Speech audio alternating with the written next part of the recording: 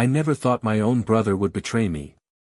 When father passed away, he left behind a farm worth $8.2 million. For generations, the Moore family land was our pride. I expected it would be divided fairly between us. Instead, my brother, David, used slick lawyers and whispered lies to twist father's will. He told the court I was reckless, unfit to manage such a valuable property. Before I tell you how I got my revenge, hit that like button and tell me in the comments where you're watching from. Trust me, you'll want to hear how this ends. The judge's gavel struck like thunder. David walked out with the deed to the farm, chest puffed with pride, while I was handed a worthless piece of land, an ignored corner father had once called too stubborn for crops. My mother's eyes dropped to the floor. Not one relative spoke for me.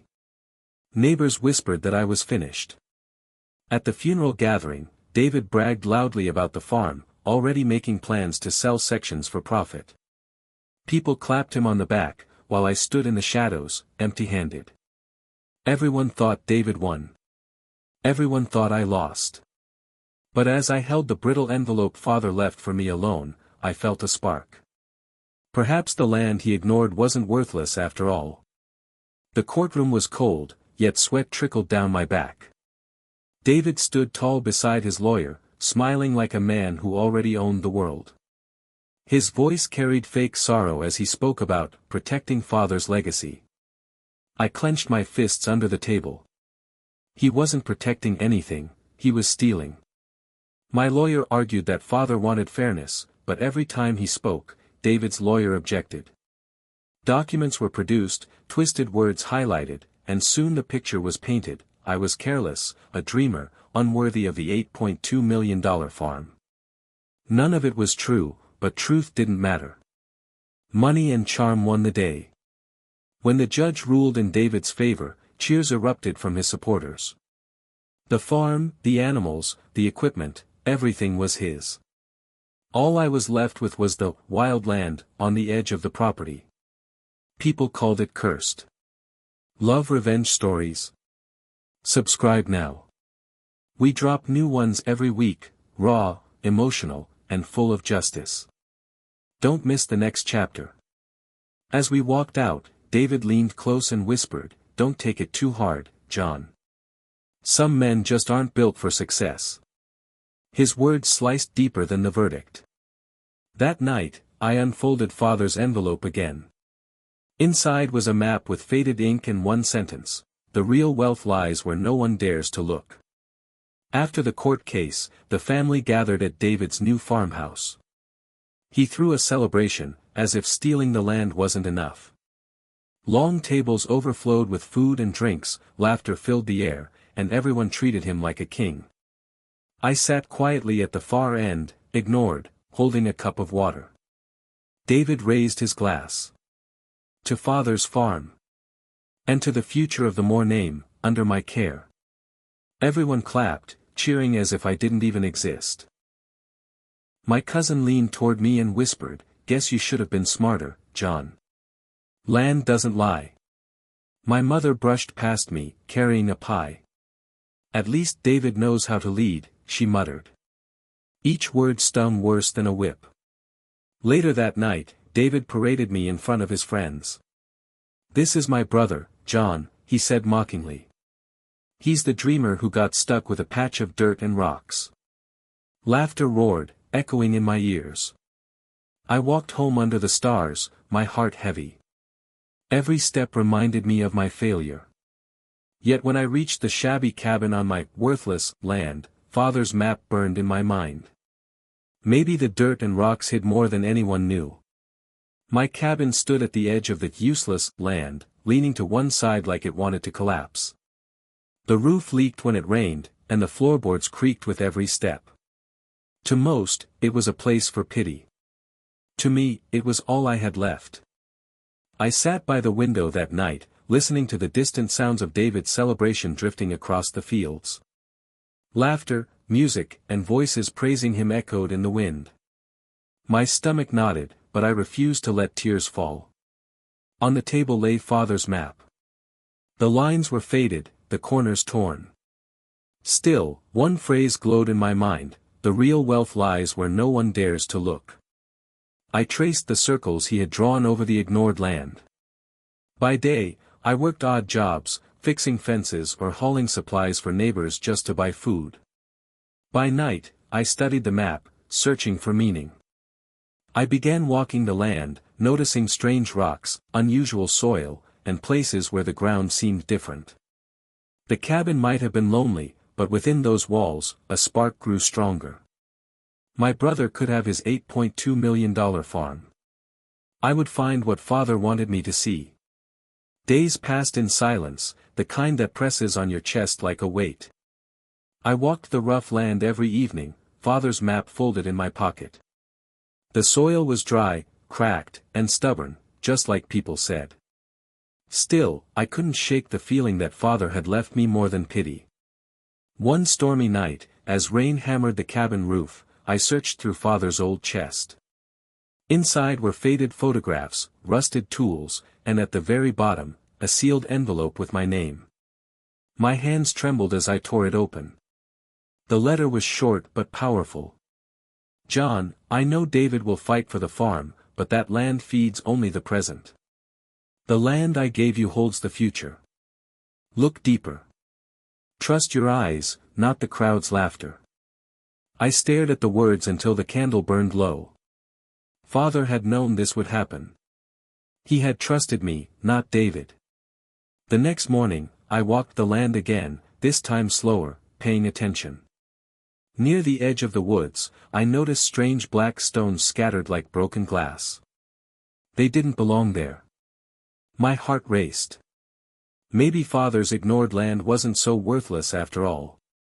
The black stones glistened under the morning sun, their surface darker than coal. I bent down, rubbed one between my fingers, and felt a strange grit. It wasn't like the regular soil. It was heavier, almost metallic. Curiosity grew inside me. I filled a small sack with stones and carried them back to the cabin. That evening, I showed them to Mr. Harris, the old neighbor who had worked mines before retiring. His weathered eyes widened as soon as he saw them. "John," he said slowly, "do you realize what this is? This isn't worthless rock. This is iron ore, high grade too. Companies pay millions for land like this." His words hit me like thunder. My chest tightened with shock, then excitement.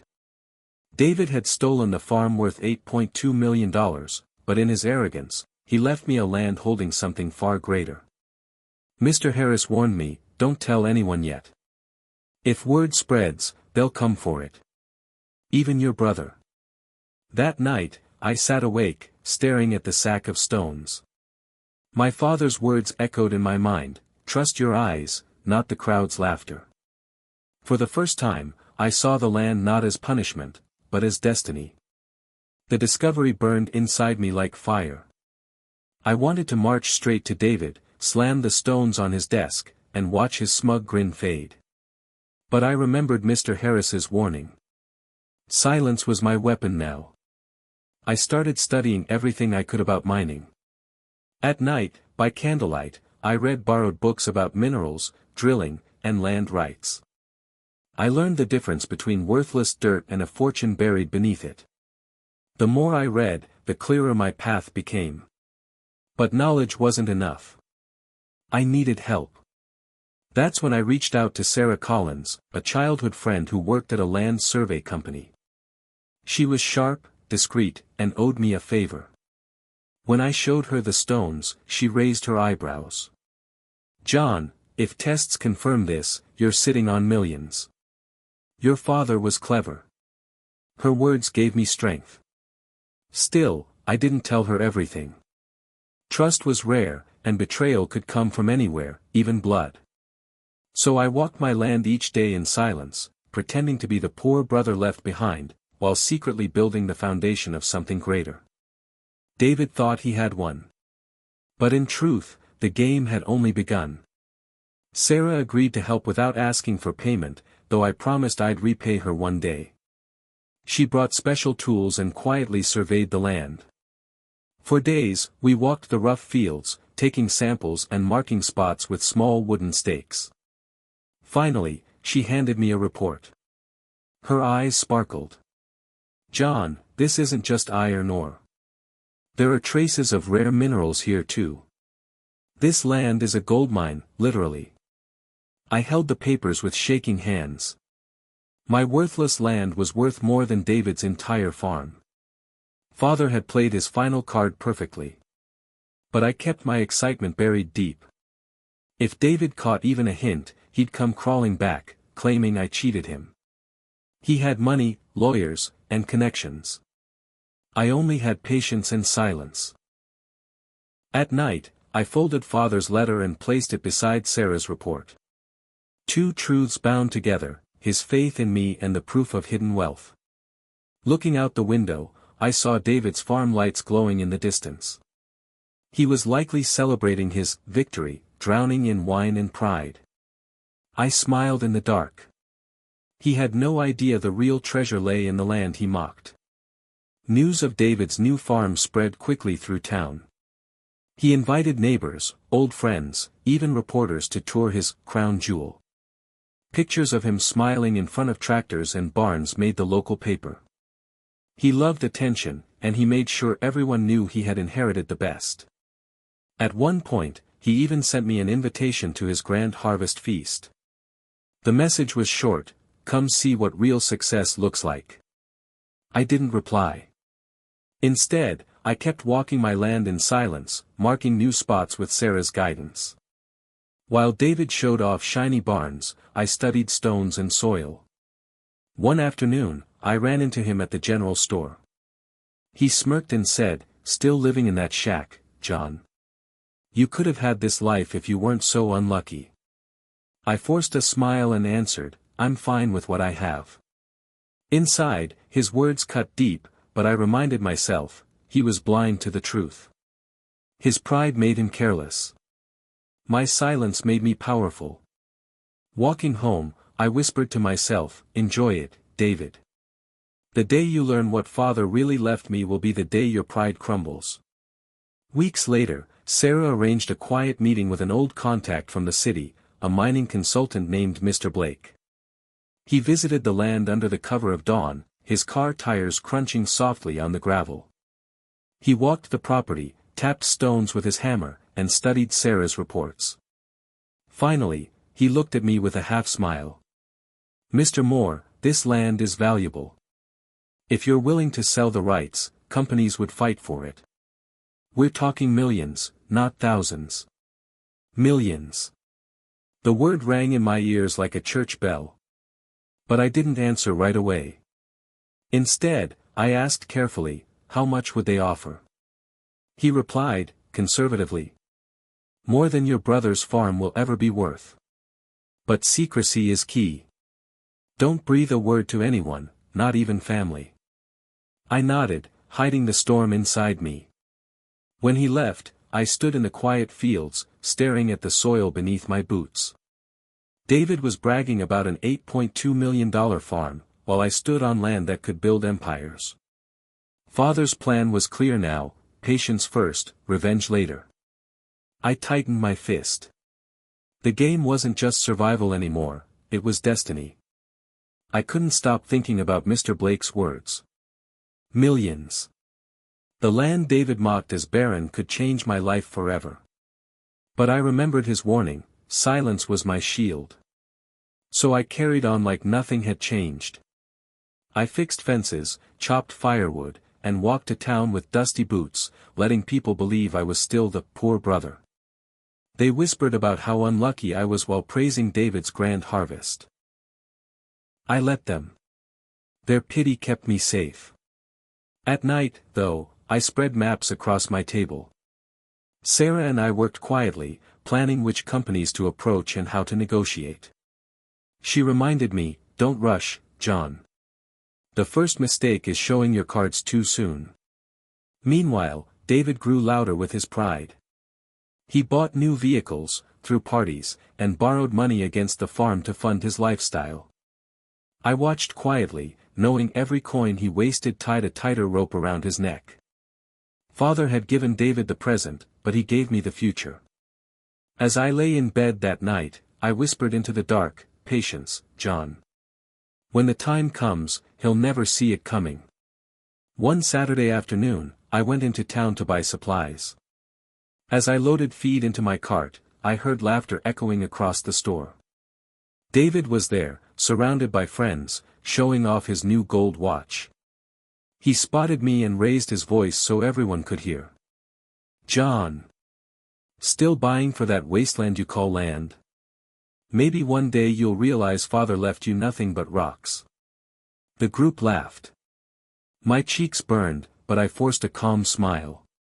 "Rocks can be useful if you know how to look at them," I said quietly. David rolled his eyes. "Always the dreamer. Meanwhile, I live like a king." I didn't argue. I didn't need to. Because in my pocket sat Sarah's survey papers, proof that those rocks were worth more than his entire farm. As I left the store, an older farmer patted my shoulder. "Don't mind him, John. Some men talk too loud when they're scared." Those words stuck with me. David wasn't just proud, he was blind. He had no idea his insults were sharpening my resolve. Walking home, I smiled. Let him mock me. Each word only made my silent revenge sweeter. By winter, Sarah connected me with a small private firm interested in mining rights. They weren't the biggest, but they were discreet, which mattered most.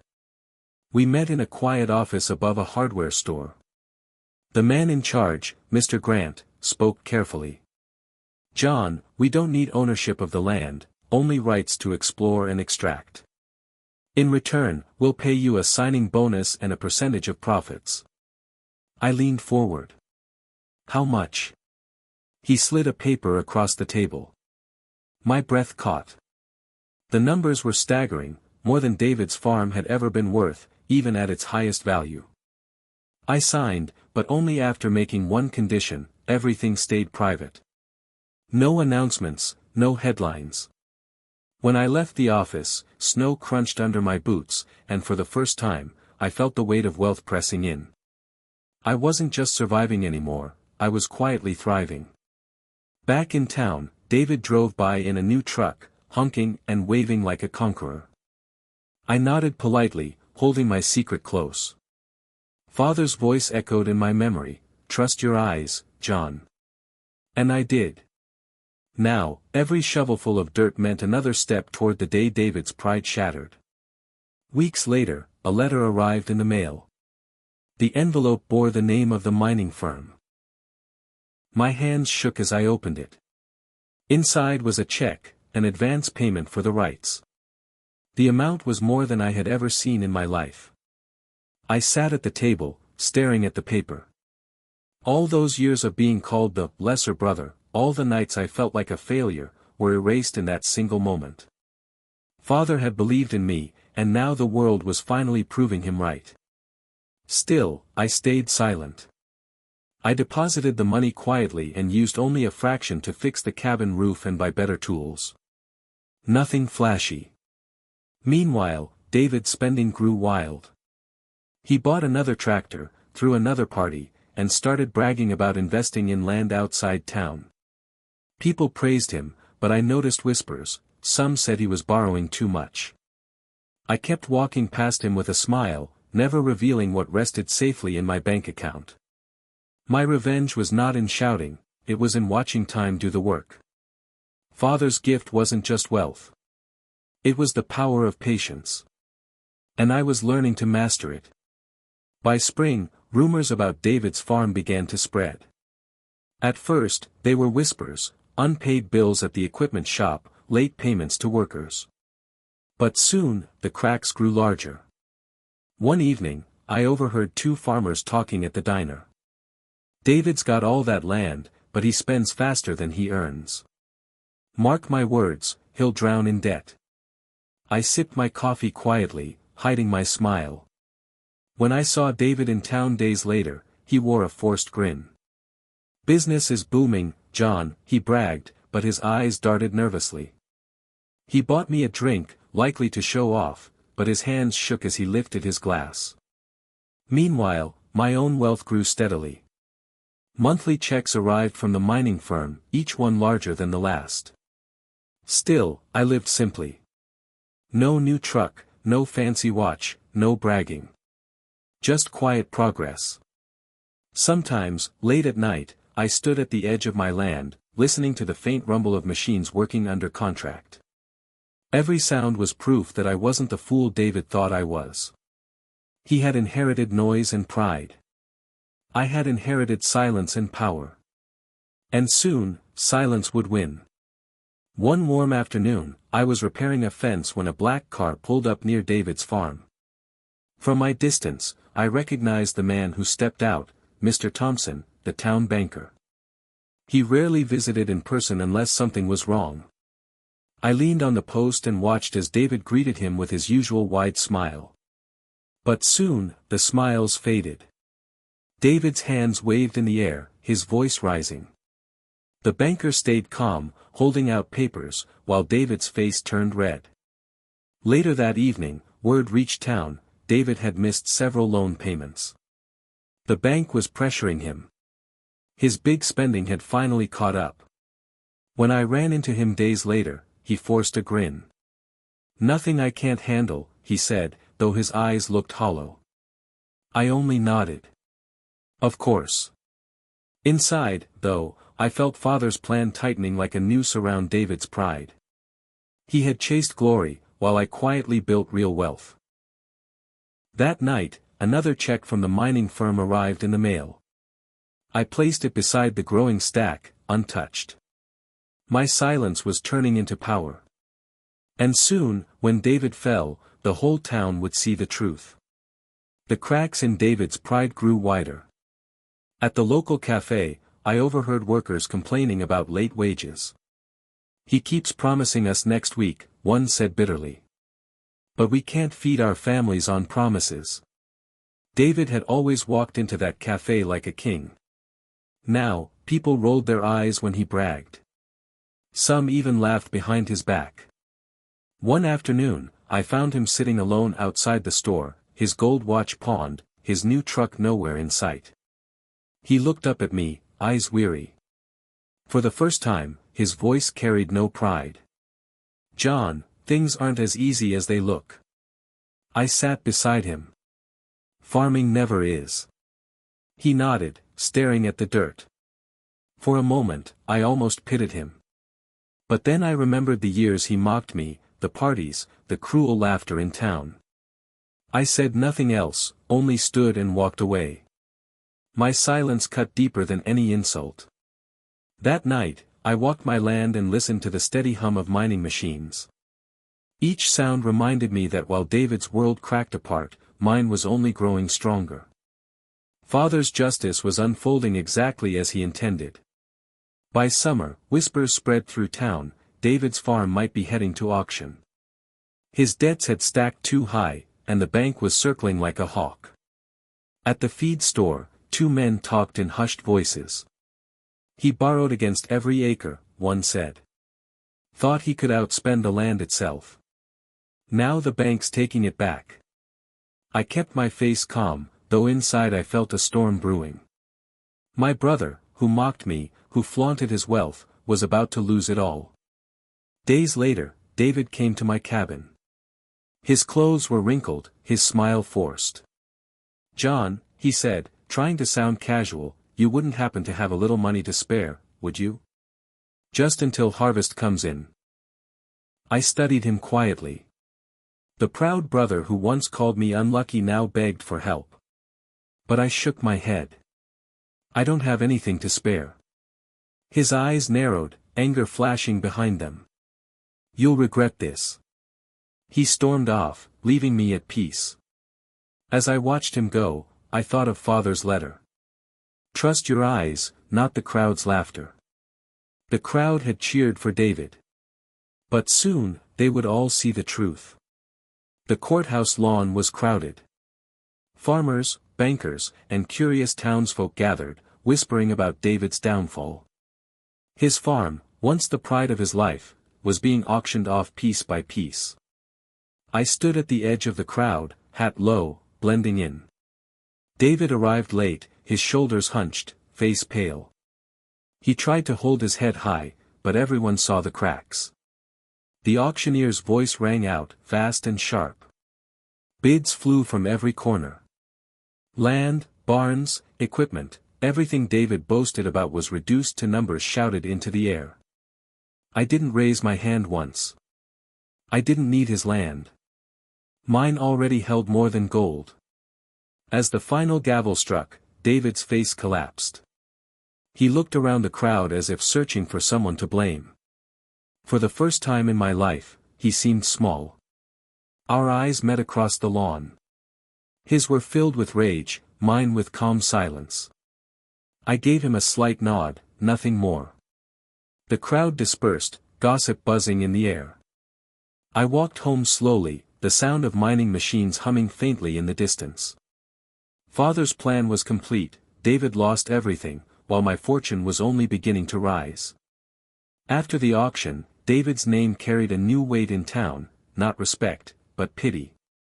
People whispered when he passed, shaking their heads. The man who once bragged about being the richest farmer now carried debts and shame. He sold his gold watch, his fancy suits, even the truck he had shown off for months. Soon, he moved into a small rental on the edge of town. The king had been stripped of his crown. One evening, I crossed paths with him outside the diner. His eyes were bloodshot, his clothes wrinkled. He muttered, "You're enjoying this, aren't you?" I looked at him calmly. "No, David. I just learned how to listen." He didn't answer, just turned away, shoulders sagging under a burden he created himself. That night, another payment from the mining company arrived, larger than before. I stacked it neatly with the others, my future building like bricks of stone.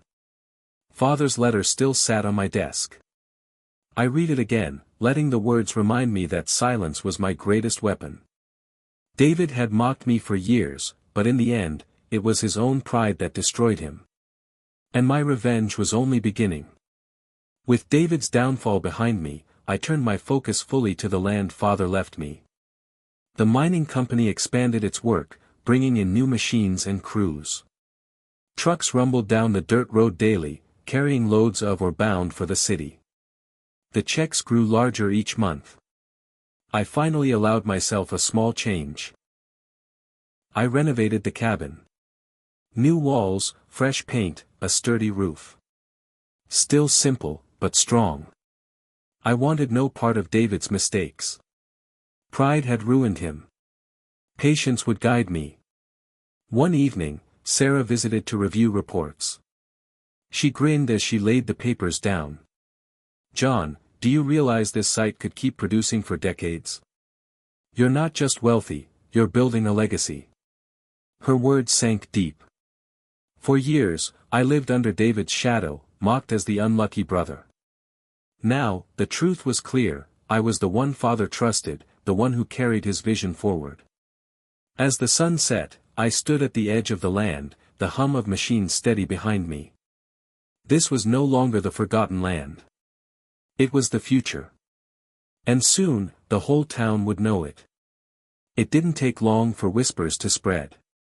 People noticed trucks rolling in and out of my land, men in hard hats working day and night. At first, they assumed I had leased the property for small projects. But when the checks from the mining company turned into contracts, the truth began to surface. At the cafe, I overheard one man whisper, "John's land is worth millions. More than David's farm ever was." Another replied, "Imagine that." Everyone laughed at him, and now he's richer than all of us combined. For the first time, the stares I received in town weren't pity, they were respect. Some even tried to befriend me, the same ones who once mocked my worthless land. David, however, was nowhere to be seen. His pride kept him hidden, though I knew he heard the rumors. That evening, as I walked home, children waved at me from porches. Their parents nodded politely, their eyes filled with curiosity. Father's words returned to me again, "Trust your eyes, John." I had trusted, and now the truth was finally showing. The town that once called me unlucky now whispered my name with awe. One gray morning, as I was checking the boundary fences, I saw a figure walking up the dirt road. My chest tightened when I recognized him, David. His shoulders slumped, his clothes worn, his pride long gone. He stopped a few feet from me, eyes heavy. "John. I need your help." For a moment, silence hung between us. Memories rushed back, the years of mockery, his laughter at my worthless land, the smug invitations to his farm. Now, here he stood, broken. "I lost everything," he admitted, voice trembling. "The farm, the money, the respect. I thought I was smarter, but I was wrong. You were the one Father trusted. Please, give me work. Anything." I studied him, the proud brother reduced to begging. Part of me felt anger. Another part felt pity. Finally, I said, "I'll give you a chance, but not out of mercy. Out of respect for Father. You'll work the land, just as I did, from the ground up." He nodded, tears in his eyes. As he walked behind me toward the fields, I whispered to myself, this is the real revenge, not his destruction, but his humility. David started working on my land the very next morning. Gone were his fancy clothes and gold watches, he wore old boots and carried calloused hands. For the first time in his life, he bent his back to honest labor. I watched him haul stones, fix fences, and sweat under the sun. He never complained, though his pride was clearly bruised. The man who once laughed at me now worked under my quiet instruction. At lunch, we sat on the porch, sharing bread and water. David finally spoke. "I thought wealth came from showing off. I see now it comes from patience, and listening. Father was right about you." His words pierced me more deeply than all his years of mockery. This wasn't just defeat, it was a lesson carved into him by life itself. I didn't gloat. I didn't remind him of the pain he caused. Instead, I said softly, "Then honor Father by learning. Let this land teach you what pride never could." He nodded, eyes lowered. That evening, as machines rumbled across the fields, I realized my revenge had turned into something greater, a chance to rebuild my brother, not destroy him. Months passed, and the land flourished. The mining firm expanded, wealth poured in, and my cabin stood strong, a symbol of patience and faith. Yet what mattered most wasn't the money. It was the quiet justice Father had left behind. David worked beside me each day, his pride stripped away. He learned to sweat for his bread, to listen instead of brag, to respect the land instead of mocking it. Sometimes, I caught him staring at the horizon, eyes filled with regret. One evening, as the sun sank red over the hills, David said softly, "Father saw in you what I never did. He left you the future. I was too blind to see it." I looked at him, not with anger but with calm. "Father left us both lessons. He gave you pride, and let it destroy you. He gave me patience, and it built me."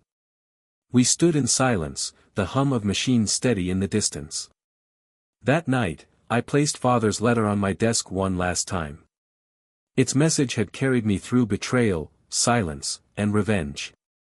I smiled, whispering into the quiet, "You were right, Father. The future was mine all along." If this story moved you, don't forget to like the video, subscribe for more powerful narratives, and share your thoughts in the comments. We'd love to hear what part hit you the hardest. Thanks for watching.